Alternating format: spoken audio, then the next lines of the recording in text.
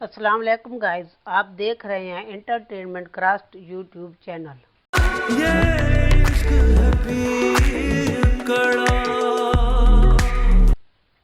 Guys, हम TV का drama बादशाह बेगम जिसकी पहली एपिसोड आ चुकी है।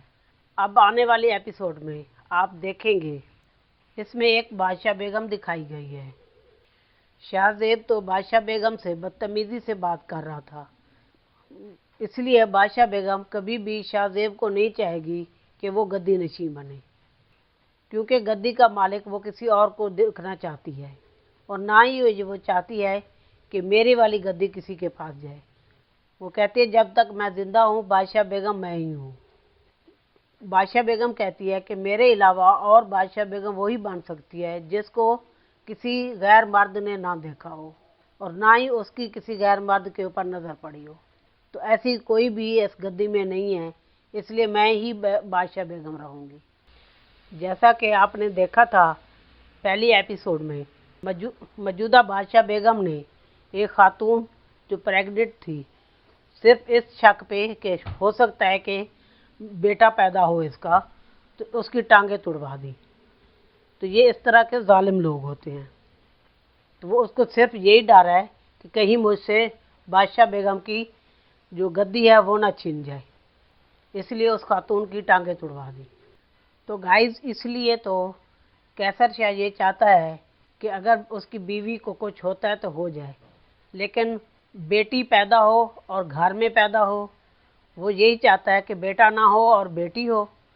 दूसरा वो ये चाहता है कि बीवी को हॉस्पिटल नहीं लेके जाऊंगा, अगर हॉस्पिटल ले गया तो वहाँ किसी गैर मर्द की उस पर नज़र पड़ सकती है। मेरी बेटी घर में पैदा होती है तो वो कल को बादशाह बेगम बनेगी। इसलिए कैसर दही को भी यही कह रहा है कि बेटे की बात नहीं करो, बेटी होगी।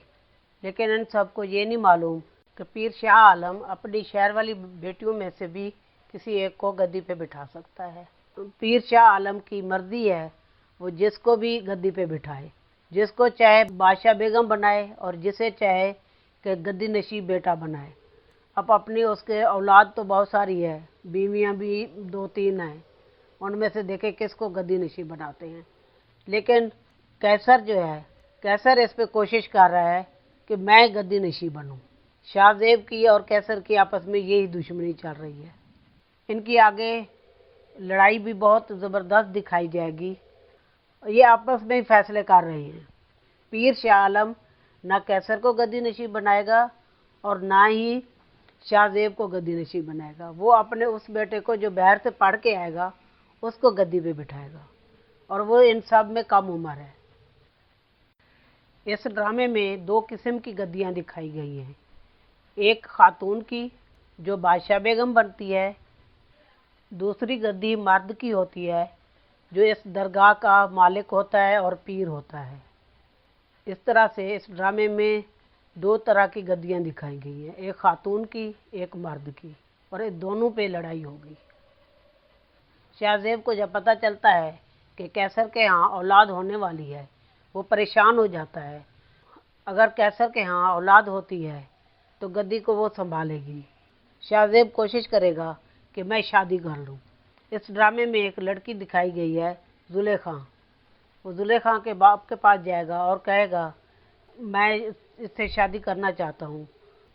जुलेखा का बाप शाहजेब को इनकार भी नहीं करेगा और टालने के लिए उससे कह देगा कि इसका फैसला ना तुम कर सकते हो या ना मैं कर सकता हूँ, इसका फैसला तो पीर आलम शाह करेंगे।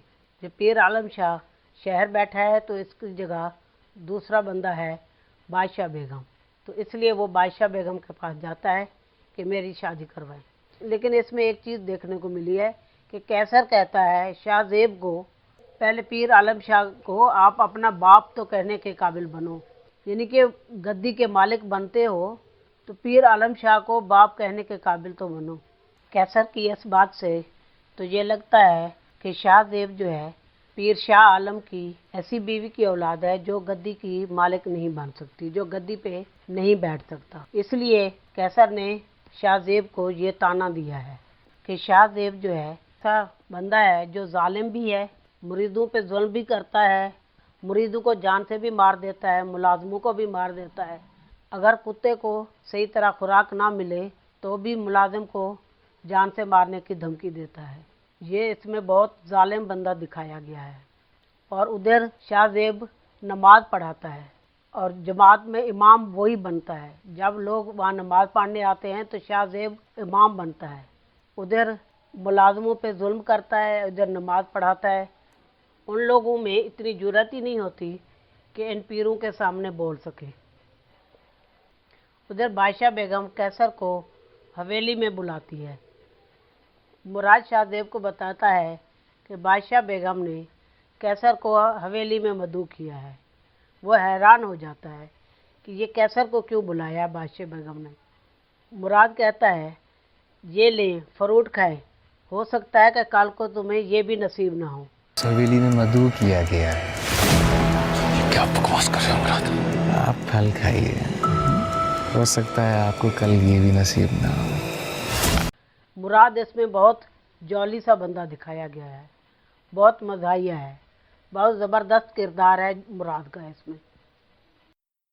इसमें बहुत से लोग ये कह रहे हैं कि ये बादशाह बेगम की स्टोरी गेम ऑफ थ्रोन से ली गई है, लेकिन ऐसा नहीं है।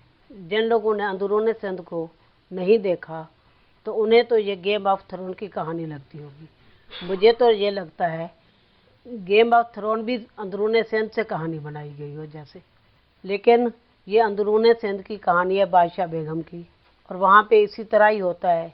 असल में पीर नहीं होते, लेकिन वो डरा के रखते हैं और उनके वो लोग इलाके वाले गुलाम बन के रहते हैं और उनके मुरीद बन के रहते हैं। उनमें से किसी को मार भी दे, जान से भी बंदा उनका चला जाएगा, लेकिन फिर भी वो उनको अपना पीर ही मानेंगे, कभी भी उनको जालिम नहीं कहेंगे। उनमें इतनी जुर्रत ही नहीं होती कि वो ऐसे लोगों को कुछ कह सकें, कुछ कहने के काबिल भी नहीं होते, क्योंकि इतना उन लोगों को दबाया हुआ होता है। ये बादशाह बेगम में जो दरगाह दिखाई गई है, ये लड़काना से तकरीबन 1 किलोमीटर के फासले पर राइट साइड पे एक रास्ता जाता है। बड़ा खूबसूरत इलाका है, दोनों तरफ उसके सब्ज़ा है। आगे जाके ये दरगाह आती है, तकरीबन वो 1-1.5 किलोमीटर का होगा।